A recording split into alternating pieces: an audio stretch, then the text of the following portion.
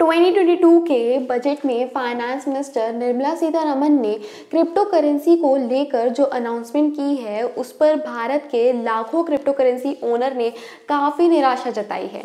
नमस्ते everyone, this is Shruti Saini. Welcome back to your favourite YouTube channel to be honest.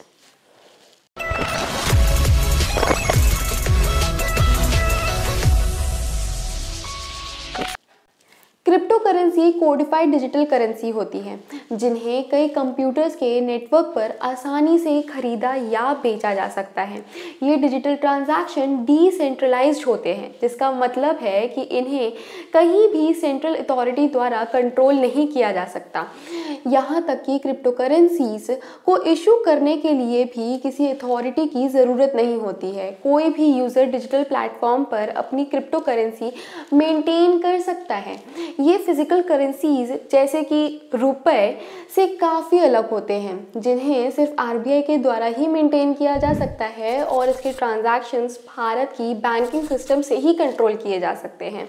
हर एक crypto currency एक unique information से coded होती है, जो कि किसी भी दो क्रिप्टो करेंसी के लिए अलग होती है, एक जैसी नहीं होती है। इसलिए इन्हें फोर्ज करना बहुत ही मुश्किल होता है। क्रिप्टो करेंसी एनक्रिप्टेड होते हैं, इसलिए इनके कोडेड को समझना भी बहुत ही मुश्किल होता है। ये फीचर क्रिप्टो करेंसी को सिक्योर बनाता है। Crypto currency transaction charges bank transaction charges से काफ़ी कम होते हैं। इंडिया की क्रिप्टो करेंसी मार्केट काफ़ी बड़ी और यंग है। आज के दिनों में इस मार्केट में करीब 15 से 20 मिलियन इंडियन ने इन्वेस्ट किया है, जो कि 20 से 27 साल के उम्र से ज़्यादा नहीं। इन्वेस्टमेंट की वैल्यू 45,000 करोड़ रुपए है। आइए जानते हैं कि फाइनेंस मिनिस्टर ने अपने बजट में क्या अनाउंसमेंट की है। बजट 2022 में अनाउंसमेंट किया गया है कि हर डिजिटल एसेट के ट्रांजैक्शन से जो भी इनकम या प्रॉफिट हुआ है उस पर 30% टैक्स काटा जाएगा। इसके साथ हर डिजिटल एसेट के ट्रांसफ़र पर 1% टीडीएस भी काटा जाएगा। डिजिटल एसेट डिजिटल प्लेटफॉर्म पर कोई भी एन्क्रिप्टेड टोकन, कोड या इंफॉर्मेशन होती है जिसकी कोई स्टोर वैल्यू होती है और जिसके ट्रांजैक्शन का अकाउंट किया जा सकता है। इन एसेट्स में रेगुलर एसेट की तरह ही इन्वेस्टमेंट भी किया जा सकता है। डिजिटल एसेट्स की लोकप्रियता पैंडेमिक के 2 सालों में काफ़ी बढ़ गई है और इनमें काफ़ी इन्वेस्टर्स ने इन्वेस्ट भी किया है। इसलिए फाइनेंस मिनिस्टर ने इनके टैक्स काटना ज़रूरी समझा है। टीडीएस की वजह बताते हुए फाइनेंस मिनिस्टर ने कहा है डिजिटल एसेट के सोर्स को रिकॉर्ड करना बहुत ज़रूरी है ताकि कई ट्रांजैक्शन के बीच में इसे आसानी से आइडेंटिफाई और ट्रेस किया जा सके। हालांकि टैक्स कट के फ़ायदे भी हैं। कुछ दिनों पहले इन्हें भारत में बैन कर देने की बातें हो रही थी। इसकी लेजिटिमेसी पर एक प्रश्न चिन्ह लगा रहा था। टैक्स रिजीम के अंदर लाकर फाइनेंस मिनिस्टर ने क्रिप्टो करेंसी को फाइनली भारत में लेजिटिमाइज कर दिया है। हमारे बीच जानकारी लेने और देने का ये सिलसिला यूं ही बरकरार रहे, इसलिए जल्दी से हमारे सब्सक्राइब बटन पर क्लिक कर दीजिए। डिजिटल रुपी के और भी कई फ़ायदे हैं। पेपर की बचत उनमें से एक ऑब्वियस एडवांटेज है। डिजिटल रुपी एनक्रिप्टेड भी होंगे, जिसके कारण उनकी सिक्योरिटी पर कोई शक नहीं किया जा सकेगा। डिजिटल बैंक ट्रांजैक्शन के मुकाबले डिजिटल रुपी के ट्रांजैक्शंस काफ़ी जल्दी पूरे होंगे।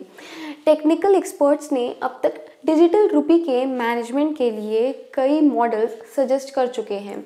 क्रिप्टो करेंसी बिल 2021 पिछले साल पार्लियामेंट में crypto currency and regulation of official digital currency bill introduce की गई थी, जिसे कि अब तक पास नहीं किया गया है। इस बिल में सरकार द्वारा डिजिटल करेंसी इंट्रोड्यूस करने की बात की गई है।